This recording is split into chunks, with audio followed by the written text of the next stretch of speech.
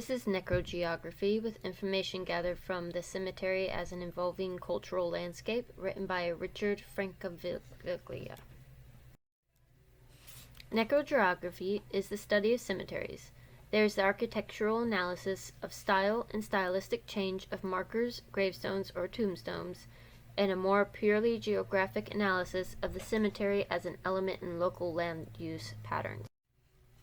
Necrogeography relates to architecture, sociology, psychology, and economics.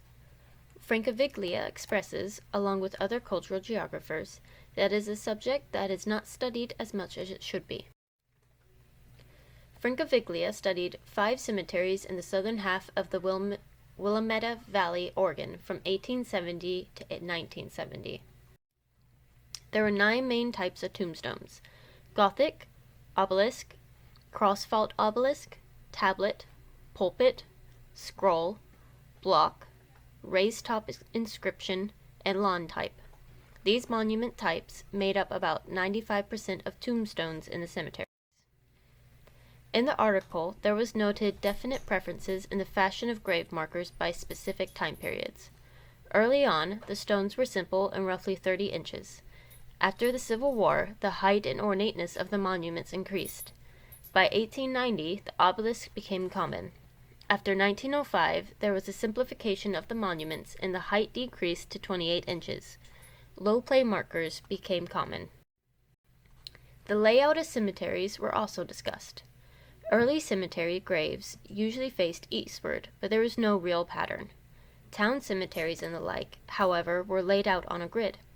Eventually, the grid pattern layout became common.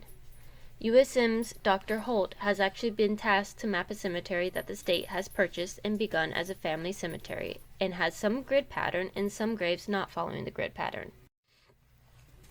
Gravestones often portrayed the wealth of the individual. Cemeteries reflect society. The wealthier prefer more ostentation and get the best spots. There was more racial segregation in the cemeteries of the wealthy. Both the landscape and the cemeteries of the area studied underwent 4 main periods: the Pioneer Period, the Victorian Period, the Conservative Period, and the Modern Period. The Pioneer Period was from 1850 to 1879. Cemeteries were dominated by the Gothic, tablet, and block gravestones. Ornamentation was absent. Architecture and the gravestones reflect each other. The Victorian period was from 1880 to 1905. The obelisk gravestones dominated. Physical barriers between the rich and the poor began to pop up.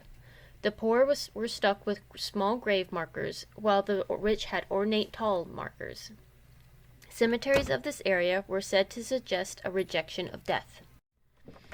The conservative period was from 1906 to 1929. There was a shift towards simple architecture and in the cemetery. The scroll, the pulpit, and the block gravestones became dominant. The modern period was from 1930 to 1970. Grave markers became lower and lower until they were flush with the landscape. While the Victorian-era cemeteries were a rejection of death, the modern cemeteries wanted to forget that death was coming. There were 2 main types of centrifugal patterns for the cemeteries studied. The first being a concentric pattern, expanding outward in all directions from a core area. The second is an asymmetrical plan, where the cemeteries have only grown outward in 1 to 3 directions from the core.